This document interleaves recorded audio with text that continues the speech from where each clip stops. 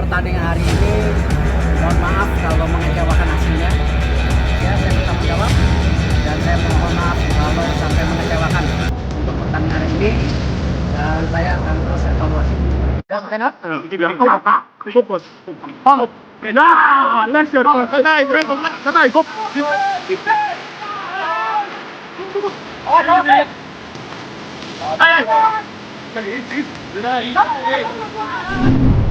Akhirnya, Erick Thohir mengambil langkah serius dengan menunjuk Alex Pastur untuk mengambil alih timnas Indonesia dalam laga kontra Bahrain. Sebelum lanjut, subscribe dulu dong guys.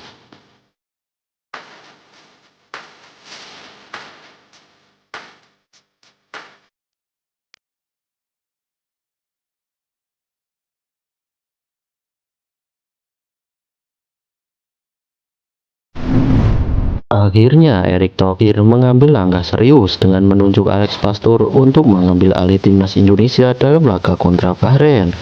Meskipun telah membuat gebrakan besar di awal tahun 2025 dengan mendatangkan sejumlah pemain dari Belanda dan pemain-pemain baru, Indonesia harus menelan pil pahit setelah dikalahkan Australia dengan skor telak 5-1. Kekalahan memalukan ini terjadi di laga debut Patrick Kluivert yang harus bertanggung jawab penuh.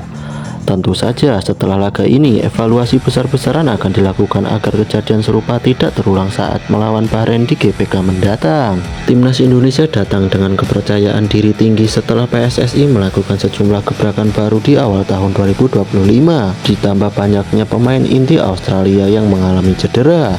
Namun, kepercayaan diri tinggi nampaknya tidak cukup untuk menghadapi tim yang secara pengalaman jauh lebih baik. Pengalaman bermain di Piala Dunia membuat mental para pemain Australia jauh lebih baik dibandingkan skuad Garuda. Hal ini terlihat saat para penggawa Australia tampil jauh lebih tenang dan efektif di atas lapangan. Permainan tenang yang ditunjukkan oleh para pemain Australia seolah menampar keras wajah fans timnas Indonesia.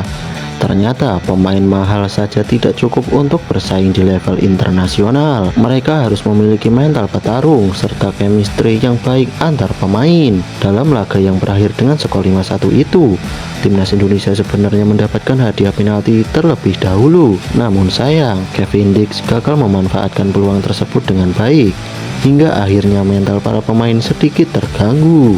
Sementara di babak kedua, Indonesia sebenarnya berhasil menguasai permainan. Namun, kurangnya chemistry antar pemain membuat beberapa pemain kebingungan dan tidak tampil maksimal. Akibatnya, long ball sering dilakukan oleh para pemain timnas Indonesia. Kekalahan 5-1 ini jelas membuat fans Indonesia geram karena mereka sangat berekspektasi tinggi pada pertandingan ini. Apa yang diharapkan justru berubah menjadi mimpi buruk, bahkan lebih buruk dibandingkan saat terakhir kali bertemu di GBK pada bulan September 2024, di mana Indonesia mampu menahan imbang Australia yang bermain dengan kekuatan penuh dengan skor 0-0. Sebagai bentuk protes atas kebijakan yang diambil oleh PSSI, fans Garuda yang hampir memenuhi Sydney Football Stadium kemarin meneriakkan nama Sintayong. Mereka kecewa karena pelatih asal Korea tersebut dihentikan secara sepihak. Padahal Sintayong adalah salah satu pelatih yang telah membawa nama Indonesia bersaing di level Asia. Ia juga telah membangun timnas dari nol hingga bisa tampil konsisten di turnamen level Asia.